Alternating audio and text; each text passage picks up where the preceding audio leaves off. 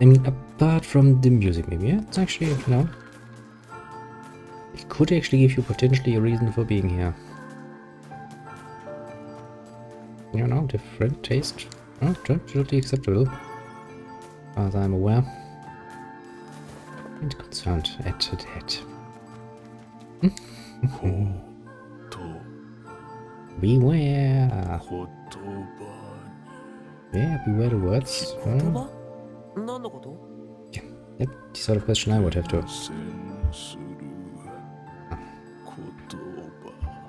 Contagious words. Those who dream. Everybody.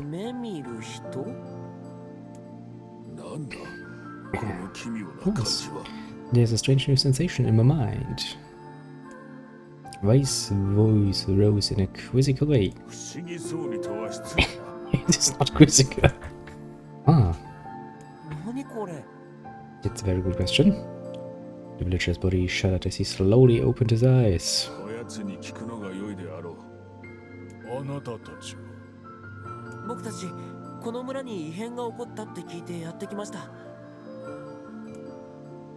The mayor stared near and wise.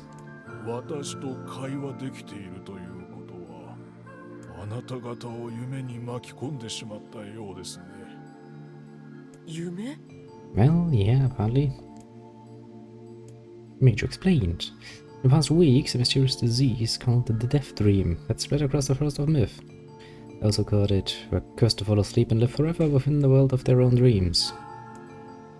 The village mayor had determined the Death Dream was spread from person to person by spoken words. But before he could learn more, the disease took him as well. Roy stared at the mayor, his mouth twitching slightly. He said, "They're saying that we have been absorbed into your dream." Well, yes, said the mayor. I think you have.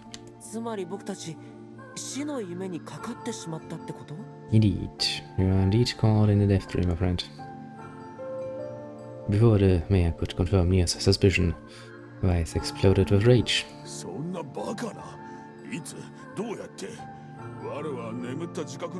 Ridiculous, preposterous, completely unfathomable on every conceivable level.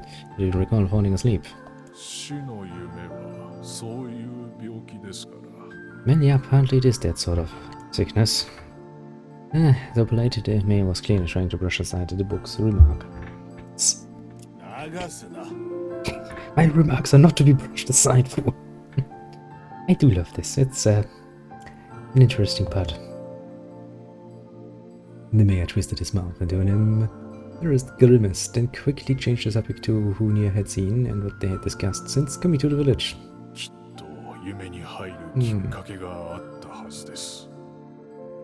Something there must have concentrated my dream, said the mayor. A certain conversation, a specific word, something. Nia and Weiss racked their brains, but could find no easy solutions. There were simply too many words to consider. Too much random chatter. Too many meaningless conversations. Remember, Weiss does not engage in meaningless conversations. We are suggesting that Weiss chooses words carelessly seemed to sting his pride. Quite a bit. It does not seem to sting my pride, bloated gasbag of a narrator. It has debauched it utterly.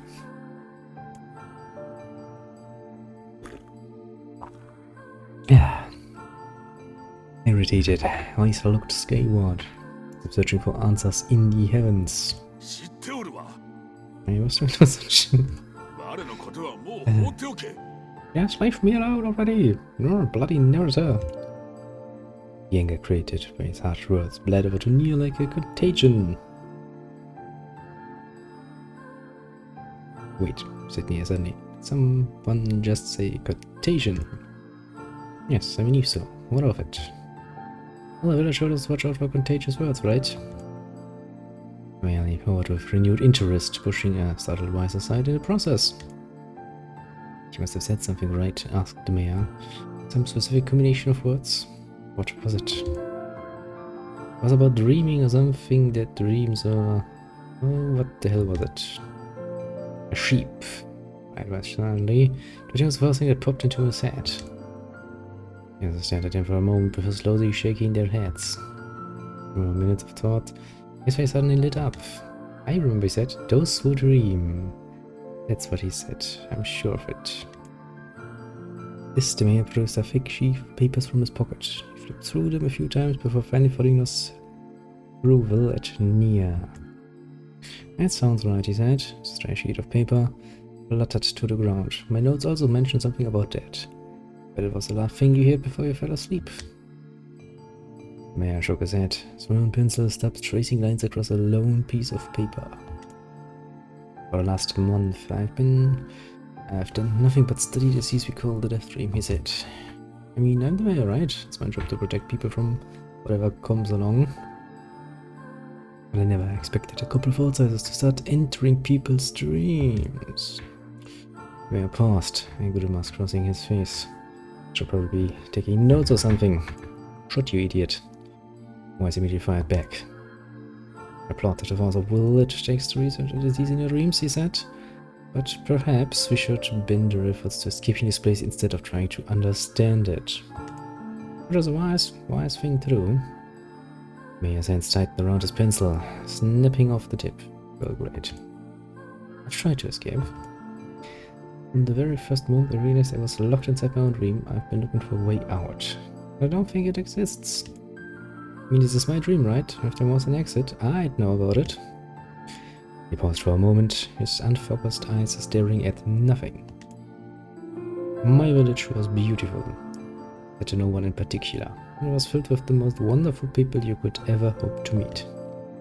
Once this disease took hold, things changed. It's like someone took a sponge and soaked all the color out of our lives. I just want us to be whole again. I want us to be free. And I won't stop trying until it happens. Yeah, nodded agreement. Wait a second, I did not. Well, no, according to the narrator, you did. Yep. And if any yeah, just ask. Oh, hold on, I did not say it. The narrator is trying to force the story. Oh god! Silence! Cried Wise. Tomorrow looked from near to the mayor and back again, his face filling with confidence. Whereas Wise is always confident. Thank you very much. See, Mayor. That is that nothing can exist in a dream without your knowing of it. But yet you seemed surprised to see us when we first arrived, yes? He slowly raised his head, realizing dawning on his face. Oh my god, he said. Right, you are right indeed. I know that you were coming. Human imagination is a limited engine, said Wise. Dreams are the fuel. If you can imagine an exit, then it must be so. With your permission, we shall search it out. Thank you, said the mayor. I don't know how I can repay you. Payment is not required. We are as eager as you to be done with this place. Good point, actually. Mayor suddenly felt as if he could breathe again. He'd almost forgotten what it was like. Good luck, you two, called the departing forms of me and Wise. We're all counting on you. Sneer slowly faded into the misty forest. The mayor was struck by a sense of déjà vu. I saw this man once before, he thought. But where?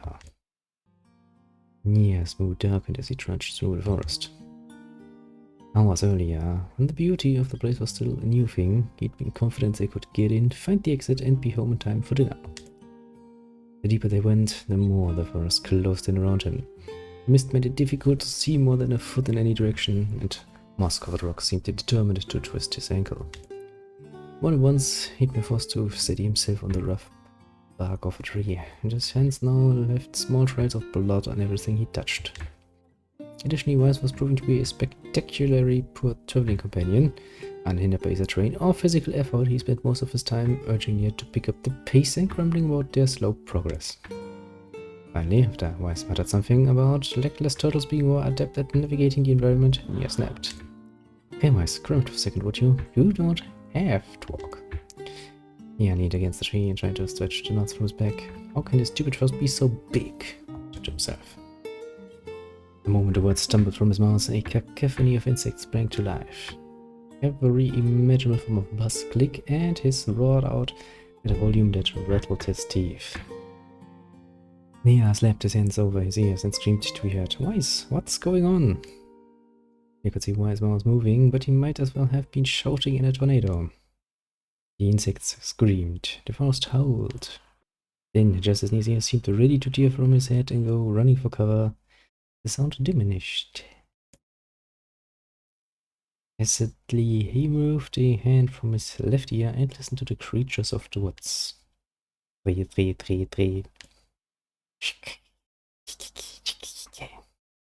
will not do this again. This is bloody annoying.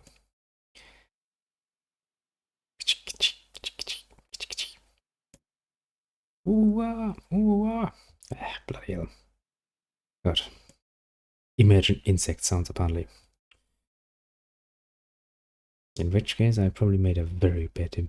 Let's not talk about that. Let's continue on. As the insect symphony dimmed another decibel, he began to dig patterns in the sound. This isn't random, he thought. It's not just white noise, it's something else. The insects weren't just calling out, they were asking a question. 1 visit is lacking, 2 visit is ideal, 3 visit is dangerous. What is it? Boy, my pages, is this a riddle? My, I would say it is. Yes, so I mean, it feels sort of fast, but maybe it's the key to getting out of this place. Then I leave it to you to answer. 1 visit is lacking, 2 visit is ideal, 3 visit is dangerous. What is it?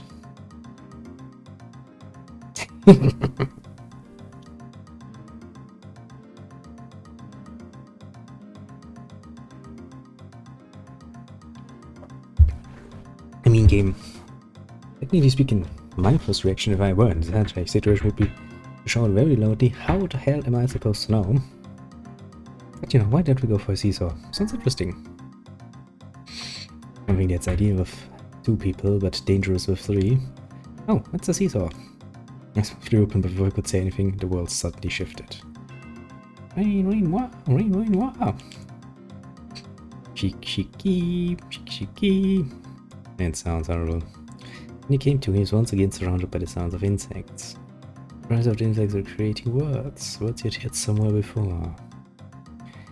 1 visit is lacking, 2 visit is ideal, 3 visit is dangerous. What is it? 5 more pages, is this riddle? I guess so. And I have to you to give the answer. And how should I know?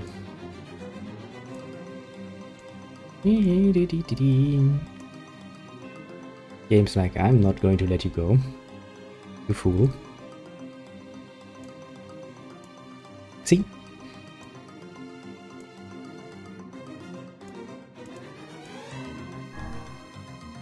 Inwardly furious that Wise left asked him, he sighed and gave the only answer that made sense. That's a secret. Right? The sound of the insects stopped as suddenly as it began.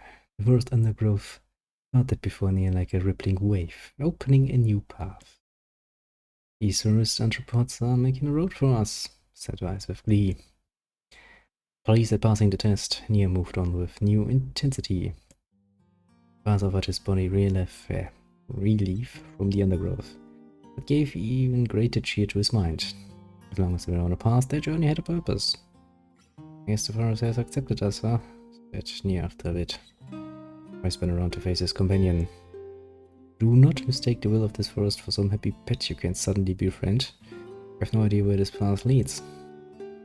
As Wise finished speaking, the pair turned a corner and found themselves facing a clear forest spring. Smiling, Nia picked up a small rock and sent it skipping across the surface of the water. Good heavens, said Wise. His surprise was understandable. Each time the rock struck the surface of the water, a musical note rang out. When the rock finally stopped moving and sank to the bottom of the spring, the ripples it left behind came together to form words. Enter through the window, but break no glass. Night falls, I vanish. What am I? Absurdly easy, barked Wise. No answer. He ceased and tried not to reach out and strangle his companion. Right after all, this one is pretty easy. Enter through the window, but break no glass. When night falls, I vanish. What am I? A bird would break your glass. A letter would indeed also, well, not necessarily break your glass, but you know, can't really enter without that. Sunlight, however, can very well do that. It is indeed a rather easy and simple riddle. I will just assume bird. I submitted a low ground and fell to the ground with some. Surely even your foolishness is not so profound. Yes, right, Setnia. That doesn't make sense, does it? Game.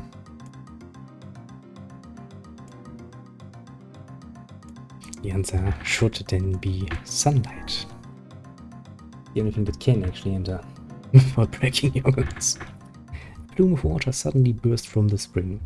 Sunlight filtered through the trees and reflected off the plume, creating a shimmering rainbow that spanned the entire horizon. In all my years, said I softly, I've never seen such a sight.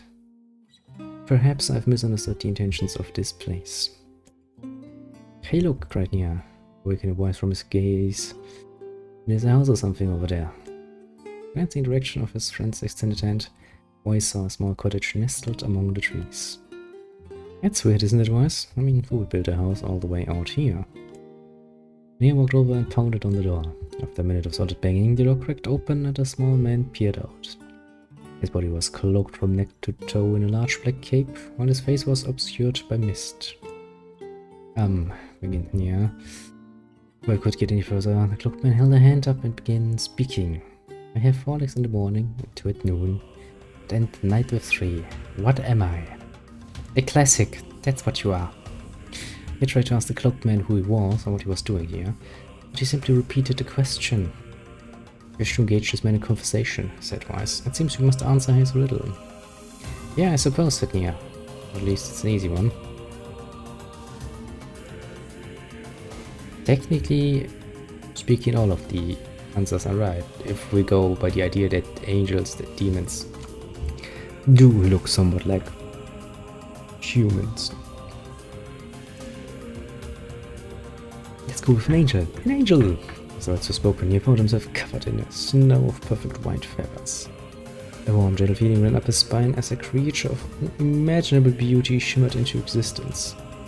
He found himself unable to hold back tears as the being's voice rang out. You are incorrect. Please make another choice. Ah. A demon.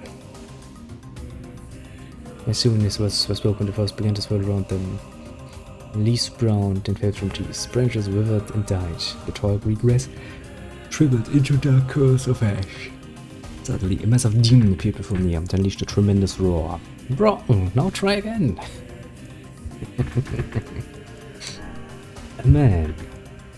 Mr. South from the cloaked figure as he spoke a single word. Correct. With that, the man flung his garment aside, revealing his true identity. You're the mayor, cried Nia. The small man slowly shook his head. I'm not the mayor you know. Now listen to my words. Long ago I saw a version of you that was not yourself. Sorry, what's that mean? Don't make sense in time. Present, I simply congratulate you on cracking the seal of the death dream. I must go to the person at the forest entrance. With that, the man turned on his heel and slammed the door behind him. As Nia watched, mist seeped up from the ground and enveloped the cottage, raising it from existence. When he and White returned to the first entrance, they found the man leaning against a tree. As soon as he got sight of the door, he sprang to his feet and scrambled over to them. Good, Grabby, he cried. You made it. You actually made it back. Left hand grasped Nia's and pumped it so fiercely it threatened to dislodge from the socket. And his right seized Voice by the collar and swung him through the air. Gah, by the heavens, stop shaking me, fool. I have not even told you if you were successful or not. The mayor smiled broadly and shook his head. I'm just happy you're alive. I didn't think I'd ever see you again. He withdrew himself from the mayor's eager handshake with a slight smile. We broke the death dream seal, he said. At least I think we did. The mayor's face beamed as Nia filled him in on the details. The tale was done, the 3 of them laid down on the first round and fell asleep. Nia cocked his head. Okay, hang on a second, this is crazy. Why would we just lay down and go to sleep? It's easier to split and go to sleep, fool. Fighting against the rules of this place is futility itself. And the mayor weakly reclined atop the grassy earth. Have you forgotten, continued Vance? There's words that control the death dream. Words that allow us to move from place to place. No matter how unnatural they seem, words are absolute. Therefore, if the words tell us to sleep, then sleep we shall. And once we do, the story will continue. With that, the tree found their eyes growing heavy, their breath slowing. This is the first time, began the mayor, the first time I felt tired since I was imprisoned here. His words were cut off by a loud, long yawn, and he remembered nothing more. Might have slept for an hour or a year. When they awoke, things had slightly more real quality to them. The mist felt thicker, nearly greener. It was clear that they had awakened from their dream. He shook the mayor's shoulders gently. Good news, he said. I think we made it. Oh, wow, said the mayor in an odd voice. We did. I'm back. He blinked once, and then again, still not quite believing the sight before him. To have no idea how much this means. The death dream was spreading through a village, and I wanted to, thought I could figure out how to stop it. I guess that wasn't the case. I must have caught the disease and become trapped in my own dream. Mayor started to stand and collapsed back to the earth. Set his legs as if trying to remember how they worked. Then glanced at Nia and shrugged. Without a word, the young man reached down and pulled the mayor to his feet. Real life may take some getting used to, said the mayor as a wry smile crossed his lips. You shall really not short order, I'm sure, said Weiss. No, you should return to your home and rest, said the mayor, swaying on unsteady feet. No, I can't. Some of the villagers are still trapped in the death tree. I have to save them.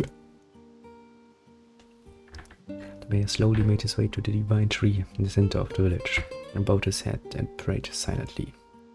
This is your holy tree, he explained when the prayer was finished. It's the guardian of our village history and memories. Superstition will only make our mission harder, muttered Weiss. We should not put our faith in the gods. Mayor shook his head. Not the gods, the words. Legend says that our tree is home to a powerful magic known as a sealed words. The invoice could not contain the surprise. It seemed the gold had been found in the most unexpected of places. I say, muttered Weiss, this is certainly a stroke of luck. As the three of them said their goodbyes, Nia mentioned the strange man who had given them the riddle, the mysterious words he had left them with. I once saw a version of you that was not yourself, muttered the mayor. What in the world does that mean? Lost in thought, stared into space for a long moment. You know, he said softly. Going to sound odd, but a feeling I'd seen you before too. Nia tried to keep a straight face and failed, but the mayor didn't seem to notice. Déjà vu, right? Anyway, I feel it's just some kind of illusion created by the death dream. It probably doesn't mean anything. Nia gave the mayor a nod and a smile, but inwardly his thoughts were racing. There's something wrong about the mayor and his words, and what exactly is going on here? That riddle would prove to be the most difficult one of all. ありがとうございます。これでやっと普通の暮らしに戻れます。しかし、奇妙な病気であるな。That is indeed one of the most bizarre things I have heard of. できれば他の村民も助けてやりたいんですが。Obtain the sealed words. Obtain the dark execution magic. これでやっと。しかし、結構簡単に封印されし言葉が手に入ったね。Well, on your part it didn't take much work. On my part, that was a lot of reading to do. ちょっと簡単すぎやしないか。なんだかこの村にも誘導されてきたような。考えすぎだよ、シロ。Chiro. But also owl does just mean white. Oh, whites.